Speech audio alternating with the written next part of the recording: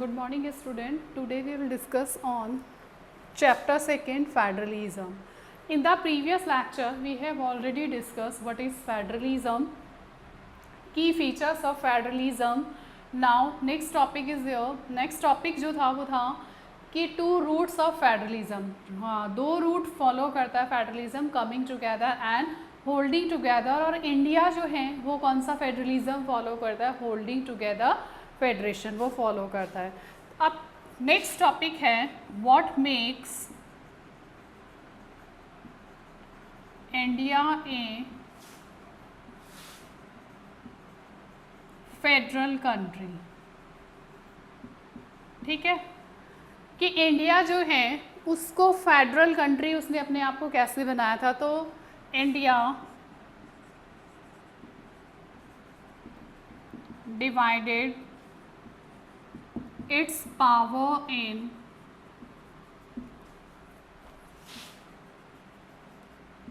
Three-fold distribution.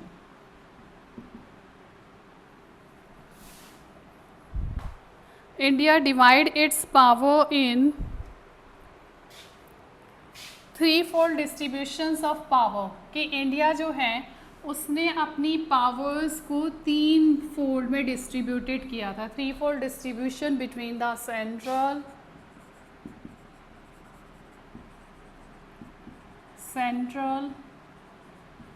And state government.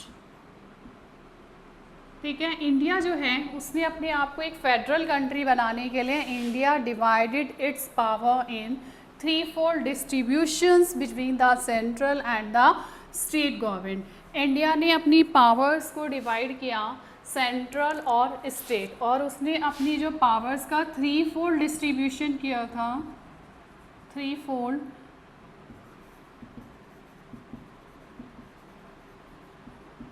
Distribution जो था वो था यूनियन लिस्ट, स्टेट लिस्ट, और थर्ड थी कॉन्करेंट लिस्ट. ठीक है, उसने अपनी पावर्स को 3 लिस्टों में डिवाइडेड किया था. Now we have discuss one list, मतलब अलग अलग डिफरेंस देखते हैं तीनों लिस्ट में क्या क्या था. तो first we will discuss on union list. What is union list? Union list. Union list जो थी इट इंक्लूडेड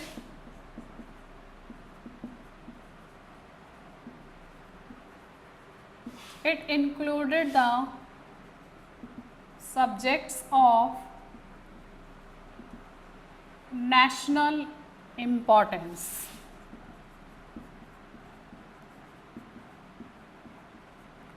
ठीक है, इसमें कौन से सब्जेक्ट्स आते हैं? Included the subjects of national importance. Example है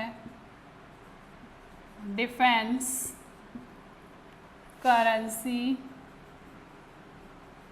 banking.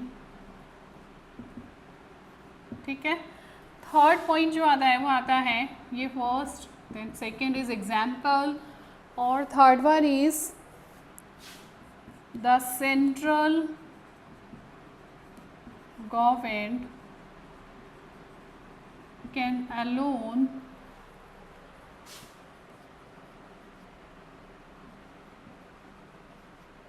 make law in these subjects. Fourth,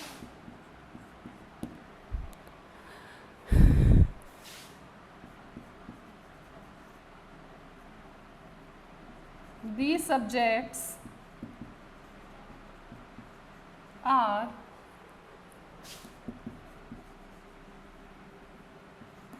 included in this list because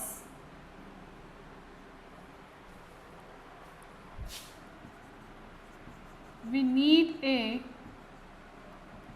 uniform system.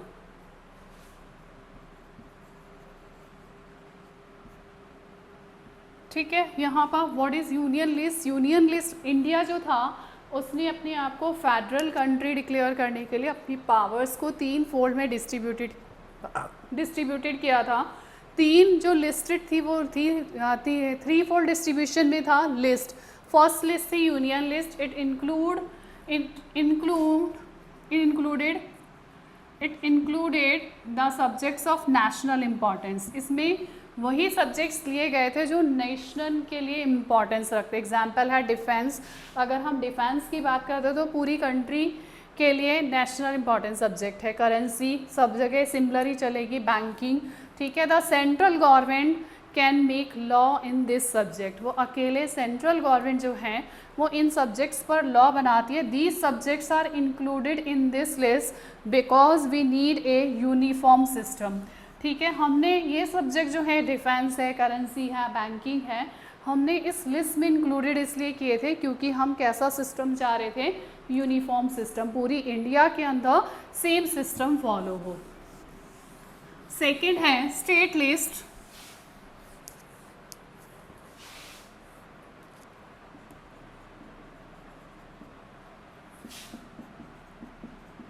It included the subject of state importance. इसमें उन सब्जेक्ट्स को इम्पॉर्टेंस दी जाती है जो एक स्टेट के लिए इम्पॉर्टेंट होते हैं। एग्जाम्पल है ट्रेड,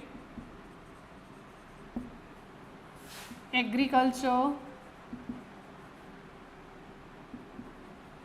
पुलिस। थर्ड है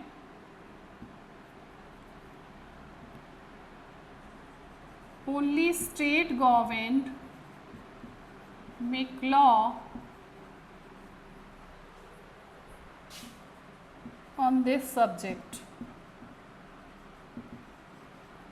ठीक है, it include the subject of state importance. State की इम्पॉर्टेंस के सब्जेक्ट इंक्लूडेड होते हैं। एग्जाम्पल है ट्रेड, एग्रीकल्चर, पुलिस। और only state government make law on this subject. इसमें ओनली कौन बनाता है लॉ? State government. थर्ड है concurrent list.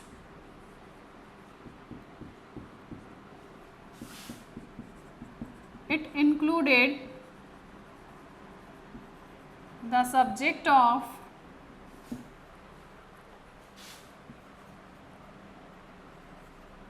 both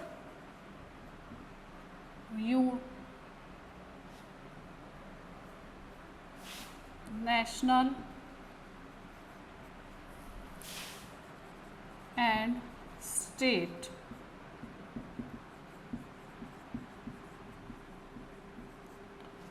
example marriage, adoption, education,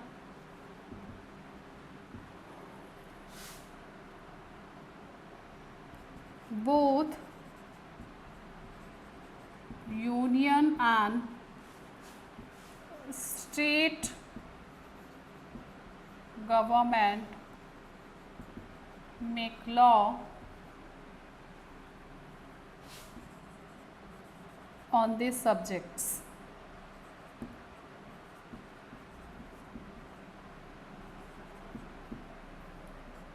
If any disputes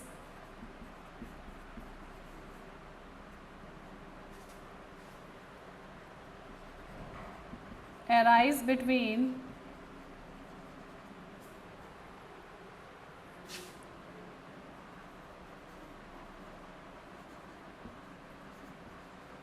regarding making law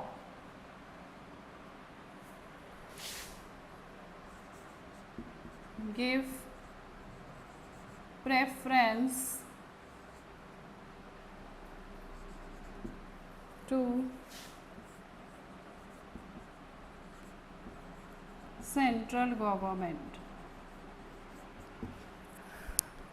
तो स्टेट लिस्ट में हमने देखा it include the subject of state importance कि हर सब्जेक्ट में ट्रेड डिफरेंट होता है, एग्रीकल्चर डिफरेंट होती है, पुलिस भी डिफरेंट होती है और only state government can make law, state government जो है मेक लॉ बना सकती है, can make law on this subject. फिर है concurrent list, it included the subject of both national and state importance, दोनों के ही म्यूचुअल सब्जेक्ट्स होते हैं, नेशनल और स्टेट इंपॉर्टेंस। एग्जाम्पल है मैरिज, अडॉप्टेशन, एजुकेशन, और both union and state government make law on this subject. तो इन दोनों पर ही लॉ कौन बना सकता है, दोनों ही बना सकते हैं। If any disputes arise between regarding making law, अगर कोई डिस्प्यूट्स हो जाता है दोनों में लॉ मेकिंग को लेकर, तो हम प्रेफरेंस किसको देंगे, सेंट्रल गवर्नमेंट को। तो हमने यहाँ तीनों 3-4 डिस्ट्रीब्यूशंस ऑफ पावर देखा। फर्स्ट 3-4 डिस्ट्रीब्यूशंस जो पावर का हुआ है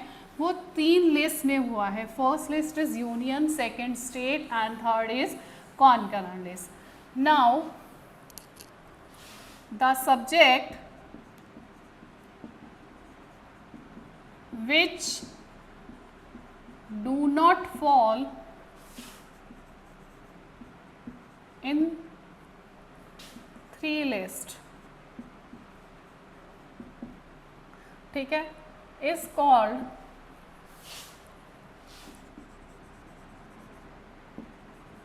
residuary subject, ठीक है। ऐसा subject, the subjects which do not falls in 3 list, जो इन तीनों लिस्ट में सब्जेक्ट नहीं आ रहा है, कौन कौन से लिस्ट में, union, state and concurrent list में, तो वो सब्जेक्ट जो है वो कौन से सब्जेक्ट में आएगा, रेजिड्यूरी सब्जेक्ट्स में आता है। एग्जाम्पल है कंप्यूटर सॉफ्टवेयर। अब ये इस लिस्ट में क्यों आया, why this subject comes in this list, because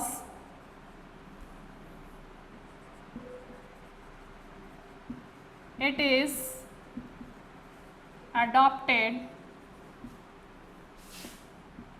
after the constitution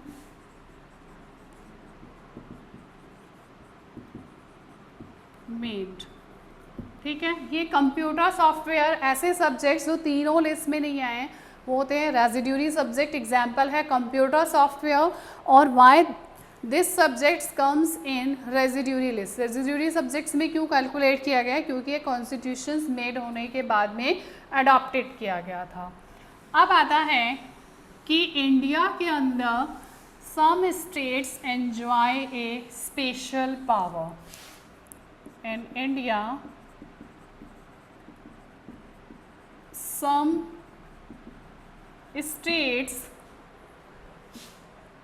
enjoys special power, ठीक है। इंडिया में बहुत सारी स्टेट ऐसी हैं जो कि स्पेशल पावर एंजॉय करती है। एग्जाम्पल है जम्मू एंड कश्मीर, अभी नहीं है, बुक का गिवन है CBSE। जम्मू एंड कश्मीर जो था वो स्पेशल पावर एंजॉय कर रहा था, और है यूनियन टेरिटरीज, ठीक है, ये स्पेशल पावर्स एंजॉय करती हैं। अगर हम जम्मू एंड कश्मीर की बात करते हैं तो जम्मू एंड कश्मीर जो था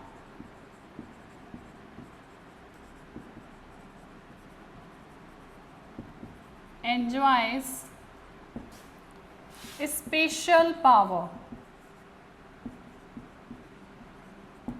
ठीक है। क्वेश्चन वाई, यहाँ पर वाई क्वेश्चन आ सकता है, आता है, लेकिन अभी नहीं है, अभी तो Jammu and Kashmir special power नहीं ले रहा है। तो अकॉर्डिंग टू CBSE वो क्या कह रहा है, why Jammu and Kashmir enjoys a special power, तो इसका फर्स्ट है because it has its on constitution, ठीक है। सेकंड है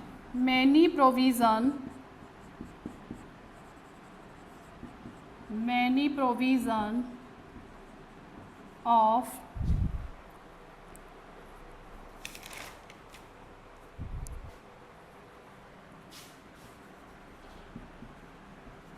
Indian Constitution was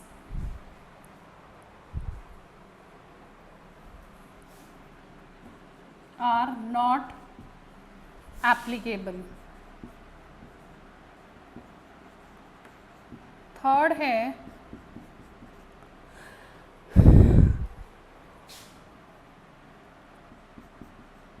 Indians who are not a permanent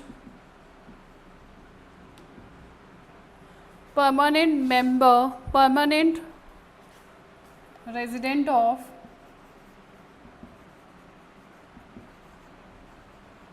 this state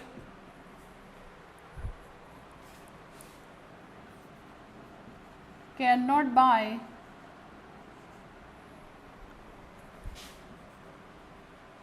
house here. तो कुछ स्टेट्स जो हैं इंडिया की वो स्पेशल पावर एंजॉय करती है. एग्जांपल है जम्मू एंड कश्मीर. ये अकॉर्डिंग टू बुक्स है. क्यों करती है स्पेशल पावर एंजॉय? क्योंकि जम्मू एंड कश्मीर का अगर हम एग्जांपल लेते हैं तो Jammu and Kashmir enjoys a special power because it has its on constitution. क्योंकि उसका खुद का अपना एक क्या था, कॉन्स्टिट्यूशन था. बहुत सारे many provision of the Indian constitutions are not applicable. बहुत सारे इंडियन कॉन्स्टिट्यूशंस के प्रोविज़न जो हैं वो वहाँ पर एप्लीकेबल नहीं हैं. Indians who are not a permanent resident of this state can not buy house there. आप घूम सकते हैं, फिर वहाँ पर घूमने जा सकते हैं, लेकिन अगर आप वहाँ के परमानेंट नहीं हैं वहाँ के रेजिडेंट, तो आप वहाँ पर हाउस बाय नहीं कर सकते. अब हम बात करते हैं यूनियन टेरिटरीज.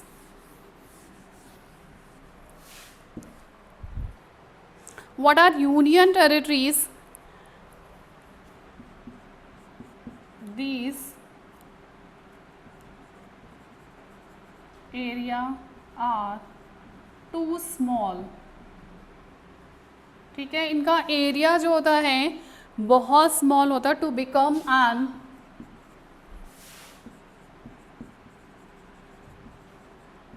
Independent state. ठीक है, इनका area these area are too small to become an independent state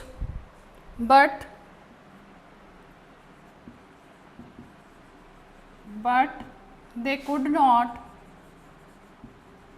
merge with any existing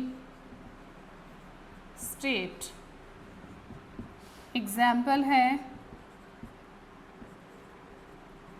Daman and Diu, Andaman and Nicobar.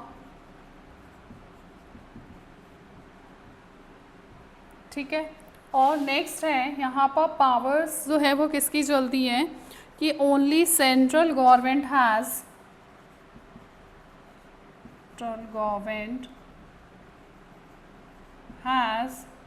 a special power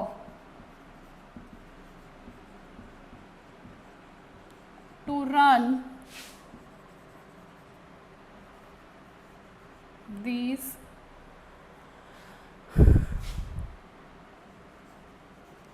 states. तो हमने पहले जम्मू एंड कश्मीर का एग्जांपल लिया कि जम्मू एंड कश्मीर जो है वो स्पेशल पावर एंजॉय करता है.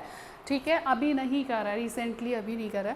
तो वहाँ पर उसका सेल्फ का कॉन्स्टिट्यूशन है. बहुत सारे इंडियन कॉन्स्टिट्यूशंस के प्रोविज़न भी वहाँ पर एप्लीकेबल नहीं हैं, और जो वहाँ का परमानेंट रेजिडेंशियल जिसका वहाँ पर नहीं है वो वहाँ पर हाउस बाय नहीं कर सकता. Now we are talking about union. These area are too small to become an independent state. इनका एरिया बहुत स्मॉल होता है कोई इंडिपेंडेंट स्टेट बनने के लिए, but they could not merge with any existing state. लेकिन उन्होंने अपने आप को अभी भी किसी एग्जिस्टिंग स्टेट से मर्ज नहीं किया है. एग्जाम्पल है दमन एंड दीव, अंडमान एंड निकोबार, लक्षद्वीप. और central government has special power to run this state. और इनको रन कौन करता है? Central government. सेंट्रल गवर्नमेंट के पास स्पेशल पावर होती है कि वो इन स्टेट्स को क्या कर सकते हैं? रन कर सकते हैं. Thank you.